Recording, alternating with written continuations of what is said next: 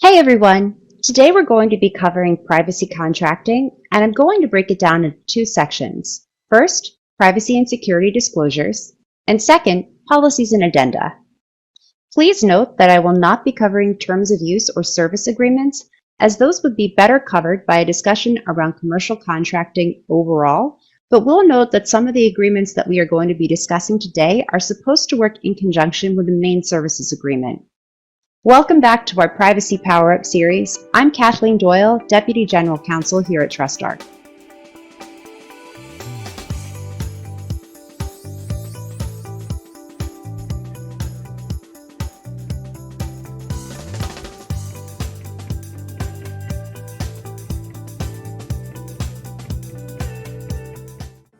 Before I get into some of the common types of privacy agreements, it might be helpful to take a step back and think about what are your overall goals. Are you in the midst of building your privacy program? Are you just trying to keep your customers happy? Overall, the main goal of privacy contracting should be to build trust. Let's start off with a discussion about privacy and security disclosures. Think of these as the hard candy shell or exterior of your privacy program. If you do these well, it can be a way to establish your brand or potentially erode trust in your brand, given how well these are executed. These company documents are non-negotiable and provide information on what a company does with regard to data protection. First, we have the privacy policy. This is also called the privacy disclosure or privacy statement. It's a document that explains how a website or business collects, uses, stores, and shares personal information.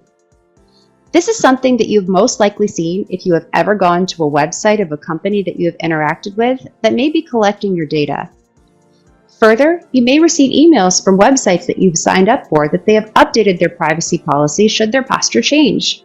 It should include information about the types of data subjects, for instance, website users, customers, partners, employees, the types of information that's collected about those data subjects, and include links to how the data subjects could contact the company to get more information or to exercise one of their data subjects' rights, otherwise known as DSARs. The subprocessor and affiliates disclosure, as applicable, is where a company provides information about the subprocessors they use to process a data subject's personal information and the potential affiliates that they may share your information with. The subprocessor disclosure should include information on the subprocessor's entity, the location of the subprocessor, to determine whether or not a cross-border data transfer has taken place or will be taking place, the purpose of the processing, the safeguards in place for the transfer of data to a subprocessor, for instance DPF or the SCCs, and the data privacy representative and contact information for that subprocessor. The TOMS, otherwise known as Technical and Organizational Measures, is a document that sets out an organization's privacy, security, governance, and compliance commitments, including the administrative, physical, and technical safeguards that are designed to protect data from loss, misuse, unauthorized access, disclosure, alteration, and destruction, as well as maintain compliance with applicable laws and regulations. This is a document that is created in conjunction with an organization's security team and includes things like encryption measures, the location of data centers, physical security controls, third-party compliance audits, access controls, penetration testing, perimeter defense and intrusion detection, data deletion, export and return, etc. A cookie policy is another tool. If an organization is using cookies, their cookie policy is where they can provide data subjects with more information about the cookies they collect. For instance, essential cookies, analytical cookies, content cookies, and how a data subject can disable or delete certain cookies. After you have built a solid shell or exterior, it's time to get into contracting. Through your contracts, you are at an inflection point of either establishing or eroding trust with potential customers.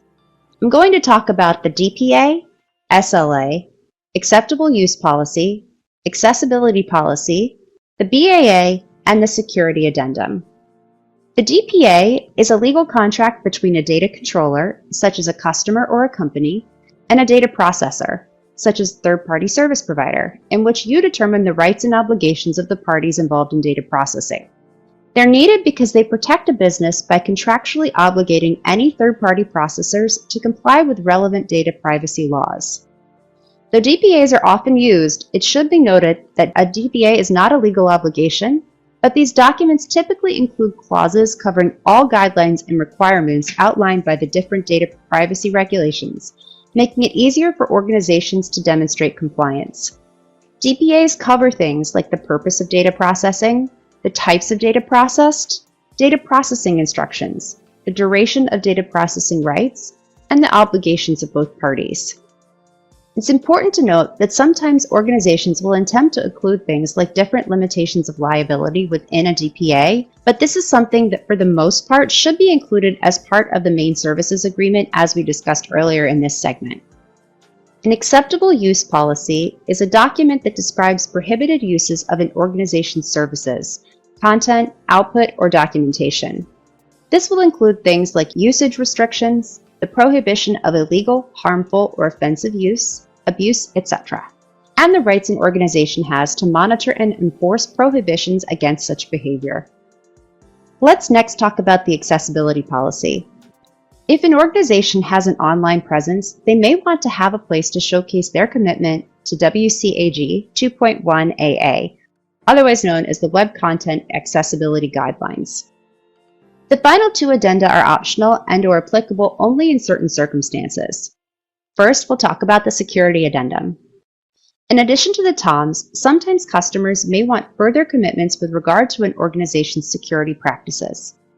A security addendum aids in establishing the expectations that a vendor will secure data within a well-defined security program. Typically, security addendum include things like the particulars of an organization's administrative, technical, and physical safeguards that are used to keep data safe. Let's break that down even further. Administrative. These include things like incident response and reporting, change management, production data use, background checks and training, asset classification and control, product security, subcontractors, and the deletion and return of customer data. Technical measures include things like physical security, physical data security, security and vulnerability scanning and patch management, application security tests and assessments, network security, wireless security, and malicious code prevention, just to name a few.